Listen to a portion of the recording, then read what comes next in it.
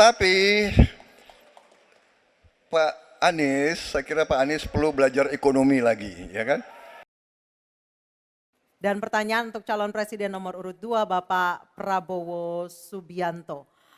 Utang luar negeri adalah instrumen pembayaran yang sah. Namun ada risiko intervensi kedaulatan oleh negara pemberi utang. Pertanyaannya, apa kebijakan paslon untuk menghindari intervensi kedaulatan Indonesia akibat utang yang terus bertambah? Waktu menjawab 2 menit Pak Prabowo, kami persilahkan. Baik, mengenai utang luar negeri, ternyata Indonesia sekarang hutang luar negeri kita sebagai rasio perbandingan terhadap produk domestik bruto kita salah satu terendah di dunia. Jadi masih kita sekitar berada di sekitar 40%, sedangkan banyak negara jauh di atas kita. Kedua, kembali lagi dengan manajemen yang prudent, pengelolaan yang baik, dan dengan strategi ekonomi yang tepat, terutama dengan hilirisasi, di mana kita bisa mendapat keuntungan sebagai bangsa, ini memperkuat posisi tawar kita. Jadi saya kok tidak terlalu khawatir negara lain mau intervensi kita soal hutang. Kita sangat-sangat dihormati, kita tidak pernah default. Saya keliling seluruh dunia, mereka sangat hormat dengan Indonesia, kita tidak pernah gagal hutang, dan saya sangat optimis. Tapi kembali, kita harus punya kekuatan pertahanan yang kuat supaya tidak bisa diintervensi, tidak bisa digertak, tidak bisa diintimidasi. Hanya dengan kekuatan kita akan dihormati dan kita akan amankan kekayaan kita, amankan ekonomi kita, amankan pembangunan kita menuju Indonesia makmur, Indonesia kaya. Terima kasih. Masih ada sisa waktu Pak Prabowo? Ya, mohon tenang. Saya tegaskan kembali ya, bahwa pelajaran sejarah manusia yang lemah akan selalu ditindas. Kita lihat saja apa yang terjadi di Gaza. Kita tidak boleh lemah, kita tidak boleh. Baik, waktu habis. Dilindas oleh bangsa lain. Pak Prabowo, kami persilahkan kepada calon presiden nomor urut 1, Bapak Anies Baswedan, untuk menanggapi jawaban dari capres nomor urut 2 dalam waktu. Oke, silakan Anissa. Baik, selanjutnya capres nomor urut 2, jawaban capres nomor urut 2 akan ditanggapi oleh calon presiden nomor urut 3, Bapak Ganjar Pranowo. Kami persilakan Bapak, Anda 1 menit. Kita membaca buku Convention of Economic Hitman dari John Perkin, bahwa hutang-hutang itu memang bisa mematikan. Maka hati-hati kalau mau hutang. Terutama pada infrastruktur yang punya risiko tinggi. Kita mesti hitung betul, kita mesti prudent betul.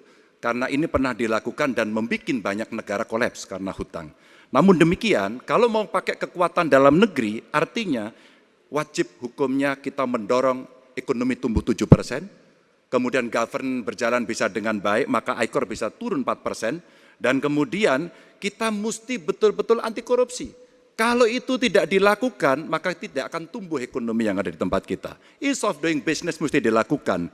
Hanya saja memang kalau kita bicara pada industri pertahanan kita, mesti kita kuatkan industri dalam negeri. Jadi mohon maaf kaitan dengan hutang, no utang, no usang. Sehingga alutsista kita betul-betul kita lakukan transfer of teknologi dari dalam negeri. Waktunya habis. Waktu sudah habis. Mohon tenang, mohon tenang, mohon tenang. Sekali lagi mohon tenang. Kami persilakan kepada calon presiden nomor urut 1, Bapak Anies Baswedan, menanggapi jawaban dari capres nomor urut 2 dalam waktu 1 menit, Pak Anies.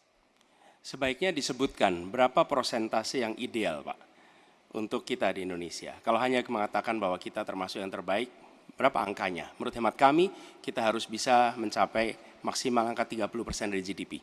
Sehingga kita aman di situ, di bawah 30%. Dan itu caranya apa? Dengan satu, menata hutangnya, yang kedua memperbesar GDP-nya. Yang tidak kalah penting adalah melakukan pengembangan skema-skema yang lebih kreatif dalam mencari hutang luar negeri, termasuk pelibatan swasta. Lalu memastikan bahwa ada perluasan wajib pajak yang harapannya nanti akan memperkuat juga GDP kita, di samping mengurangi kebocoran pajak. dan hutang-hutang yang kita gunakan untuk aktivitas produktif. Jangan hutang itu digunakan untuk kegiatan yang non-produktif. Misalnya, hutang dipakai untuk membeli alutsista bekas oleh Kementerian Pertahanan. Itu bukan sesuatu yang tepat. Justru kita harus sebaliknya yang kita kerjakan. Baik. Terima kasih. Harap tenang dulu. Kita kembali ke calon presiden nomor urut 2, Bapak Prabowo Subianto, untuk merespon tanggapan dari kedua capres. Waktu Bapak 1 menit, silakan. Saya nggak mengerti. Jangan-jangan guru kita, buku kita sama, Pak Ganjar. Kok saya banyak sependapat. Terus aja. Saya akan bilang AA. Saya bukan orang macam-macam. Tapi Pak Anies, saya kira Pak Anies perlu belajar ekonomi lagi, ya kan? Jadi kalau bilang ideal 30%, dasarnya apa?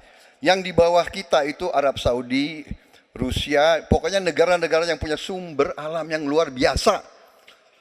Tetapi 40% ya salah satu terendah sekarang. Jadi kalau kita mau bangun industri, tadi saya setuju sebagian dari yang Bapak sampaikan. Oh iya, kenapa? Yang penting utang itu produktif. Itu saya setuju. Tapi kita bisa sampai 50%, tidak ada masalah. Kita tidak pernah default. Kita dihormati di dunia. Baik. Terima kasih. Baik, terima kasih. Tribun X menghadirkan lokal menjadi Indonesia.